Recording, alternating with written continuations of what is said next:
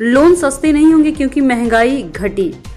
RBI की repo rate 5.5% पर बरकरार रखा है। जीडीपी ग्रोथ का अनुमान 6.5% बढ़कर 6.8% किया गया। भारतीय रिजर्व बैंक आरबीआई ने लगातार दूसरी बार रेपो रेट में बदलाव नहीं किया है। इसमें 5.5% पर जस का तस माहौल बना हुआ है, यानी लोन महंगे नहीं होंगे और आपकी ईएमआई भी नहीं बढ़ेगी।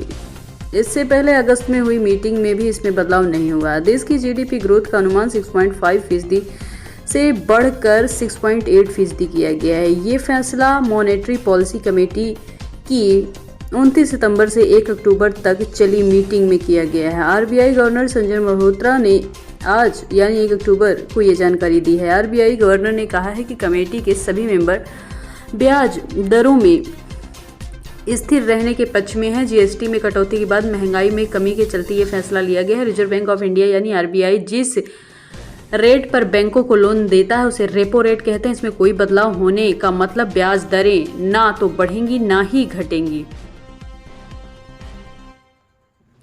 इस साल 3 बार रेपो रेट घटा है, 1% की कटौती हुई है। आरबीआई ने फरवरी में हुई मीटिंग में ब्याज दरों को 6.5% घटाकर 6.25% कर दिया। मॉनेटरी पॉलिसी कमेटी की ओर से कटौती 5 साल के बाद की गई। दूसरी बार अप्रैल में हुई मीटिंग में ब्याज दर 0.25 घटाई गई और जून में तीसरी बार 0.50 कटौती हुई, यानी मॉनेटरी पॉलिसी कमेटी ने 3 बार ब्याज की दरें 1% घटाई है। रिजर्व बैंक रेपो रेट बढ़ता है और घटता क्यों है, आइए जानते हैं।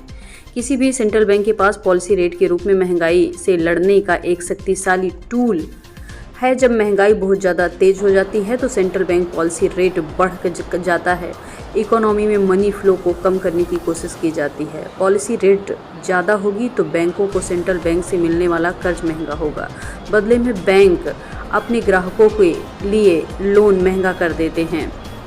इससे इकोनॉमी में मनी फ्लो कम होता है। मनी फ्लो कम होता है तो डिमांड में कमी आती है और महंगाई घट जाती है। इस तरह जब इकोनॉमी बुरे दौर में गुजरती है तो रिकवरी के लिए मनी फ्लो बढ़ाने की ज़रूरत पड़ती है। ऐसे में सेंट्रल बैंक पॉलिसी रेट कम कर देता है। इससे बैंकों को सेंट्रल बैंक से मिलने वाले कर्ज और भी सस्ते होते हैं। ग्राहकों को सस्ती दर पर लोन मिलता है। आरबीआई के एक्सपर्टों का क्या कहना है, आइए जानते हैं। अल्फा कॉर्प डेवलपमेंट लिमिटेड के executive director CFO Sanjay Agarwal ने कहा कि रेपो रेट 5.5% पर दूसरी बार स्थिर रखना और आर्थिक स्थिरता महंगाई नियंत्रण के लिए संतुलित कदम है। डेवलपमेंट के लिए कैपिटल मैनेजमेंट आसान हो जाता है। होम बायर्स और EMI स्थिर रहने से लंबी अवधि के लिए निवेश में भरोसा बढ़ता है। बड़े प्रोजेक्ट में डिमांड बढ़ती है।